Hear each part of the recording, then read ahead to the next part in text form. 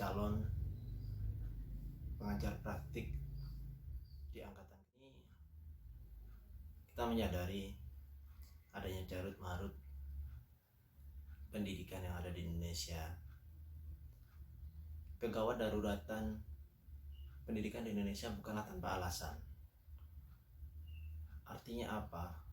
Data faktualnya sudah diberikan, tingkat literasi, numerasi, dan juga daya nalar peserta didik masih jauh dari kata-kata cukup.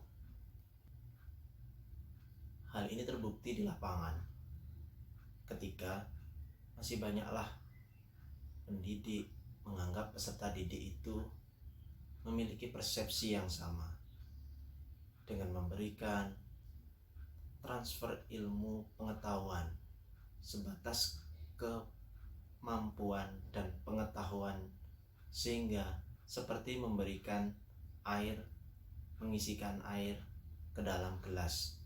Gelas ini siapa? Gelas ini adalah peserta didik.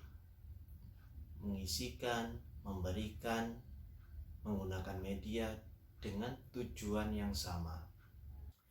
Tidak dipungkiri bahwa fakta peserta didik, kita sudah menyadari sebagai pendidik, mereka memiliki 4 hal.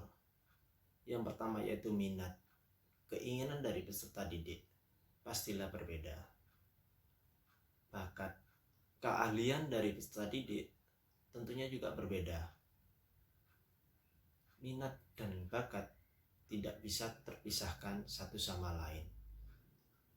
Faktor yang ketiga adalah kemampuan, yang diartikan sebagai kesanggupan para peserta didik untuk berubah menjadi yang diajar Dewantara tentang pendidikan dan kebudayaan yang unik berdasarkan budaya di Indonesia, memiliki kontribusi yang signifikan terhadap pendidikan yang menjadi dasar dari kebijakan Merdeka Belajar yang sedang digaungkan saat ini. Merdeka Belajar yang sedang digaungkan memiliki 3 aspek yang diberatkan. Yang pertama itu pendidikan yang menyenangkan bagi peserta didik, bagi lingkungan peserta didik, bagi penunjang kepercayaan diri peserta didik. Karena apa? Karena ada titik pengembangan aspek yang kedua, yaitu pengembangan karakter. Karakter peserta didik didukung dari pendidikan berdasarkan garis bangsa, yaitu kultural nasional Indonesia.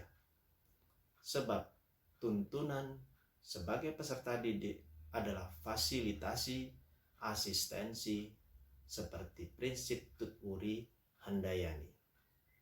Sedangkan fokus pengembangan kepercayaan diri melalui pengembangan perilaku khusus minat dan bakat, seperti fungsi pamong ing ngarsa sungka, yang bisa diimplementasikan adalah ada 6 hal.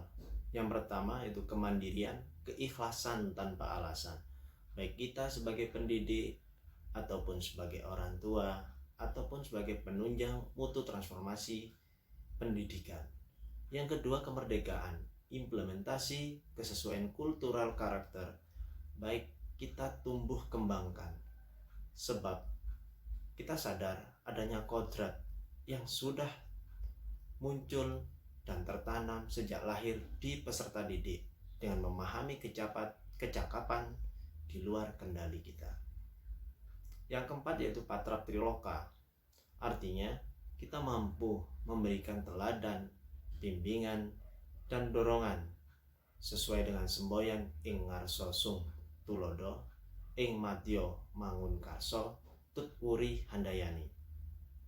Peranan selanjutnya adalah peranan lingkungan, di mana orang tua juga sebagai trigger, sebagai dampak kultural yang nanti bisa dikembangkan oleh pendidik mencari minat, bakat, kemampuan yang sudah dilatar belakangi peranan lingkungan dari peserta didik. Yang terakhir, tuntunan.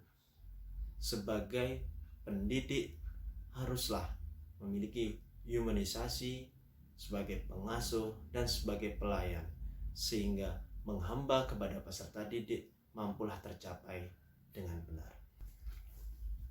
pada akhirnya kita menyadari di mana sih implementasi yang paling signifikan mengalami perubahan terhadap peserta didik secara langsung, yaitu ada dua.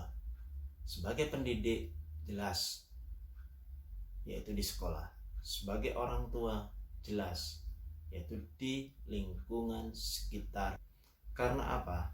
Karena kurikulum pendidikan yang menekankan fungsi pendidik sebagai pamong dan among, di mana tugas pendidik dan orang tua adalah merawat, menuntun, menumbuhkan, menghamba kepada anak dalam mengembangkan potensi dan minat masing-masing anak secara kodrat dirinya mereka, kondisi dan budaya di mana anak tumbuh sebagai kodrat alam, dan kebutuhan serta perkembangan zaman sebagai kodrat zaman adalah ciri percepatan transformasi pendidikan di era menuju revolusi industri 4.0, menekankan merdeka belajar.